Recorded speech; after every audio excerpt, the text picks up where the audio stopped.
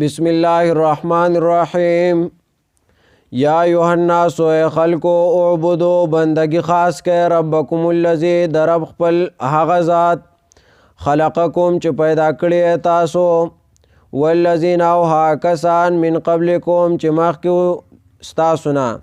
لعلکم د دې دپاره تتقون چې بچ تاسو د اور نه. الذي الله تعالی ها ذات جعل لكم الارض چې جوړ کړی دا ستاسو د پاره زمکا پراشن غړېدلې والسما او اسمان بنا انچت وانزل او راوري من السماء دبر طرفنا مانوبو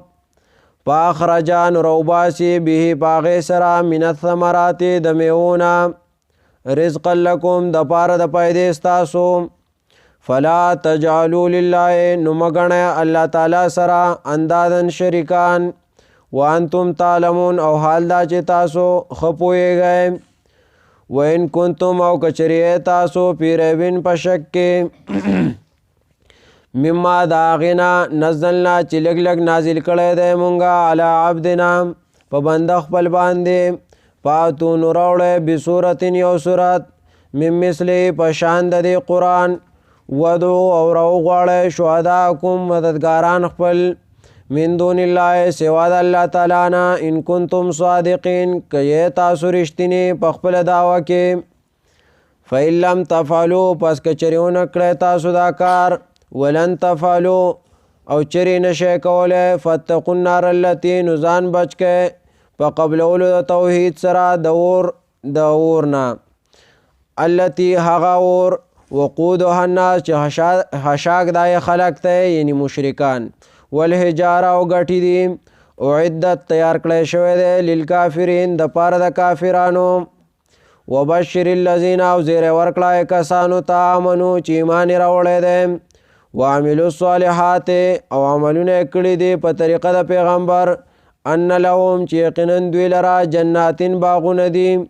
تجری چې بهیږي من تحت الانهار لاندې د ونو د هغې نه نهرونه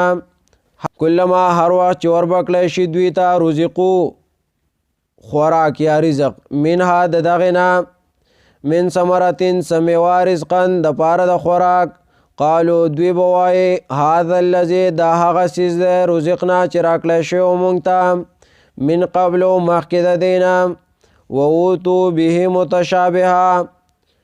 او را بوړی شي دوی ته دغه رزق یو شان په رنګ کې نه په خوند کې ولهم او دوی دپاره فیها په دې باغونو کې ازواجون بیبیانې به مطهرتون پاکې کړی شوې وهم فیها خالدون او دوی به په هغې کې همیشه ان الله یقینا الله تعالی لا یستحیي حیا نه کوي شرم نه کوي باک نکی ایضربا چې بیان کی مثلا یو مثال ما بعوزتن په ماشی سره فما فوقها یا زیاد داغین په کموالی کې فاما الذین پس هر هغه کسان آمنو چې ایمان راوړی دی فیعلمون ناغوی پوهیږي انه الحق چې دا مثال حق دی برابر دی من ربهم د طرفه د رب د دوی نه واما الذين كفروا او هر چې کافران دي فیقولون نوای ماذا اراد الله چې څه اراده کړې ده الله تعالی بهذا مثلا په بیان د دې مثال سره یذلو بلارې کوي به په دې مثال سره کثیرا ډېر خلک ویهدي او لار ښودنه کوي او یا ویهدي او هدایت کوي به په دې مثال سره کثیرا ډېرو خلکو ته وما یذلو او نبی لارې کې به په دې مثال سره الا الفاسقین مگر نافرمان خلق الذین دا کسان دي ينقضون چې ماتي عهد الله لوز د الله تعالی من بعد میثاقه رسته د پوخوالي د هغې نه ویقطعون او پرې کوي ما امر الله هغه څه چې حکم کړی دی الله تعالی به ان یوصل په پیوسوالي د هغې سره ویفسدون ورانی کوي دوی فی الارض پس مکه کې اولئک دا کسان هم الخاسرون حاز دوی تاوانیان دي کیف تکفرون سرنګ تاسو کفر کوئ بالله په الله تعالی باندې وکنتم امواتا او حال دی چې تاسو نشتوئ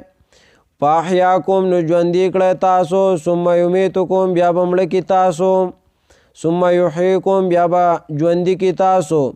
ثم الیه ترجعون بیا به خاص هغه الله ته ورګرځولی شئ هو الذی الله تعالی هغه ذات دی خلق لکم چې پیدا کړي ستاسو د پیدې دپاره ما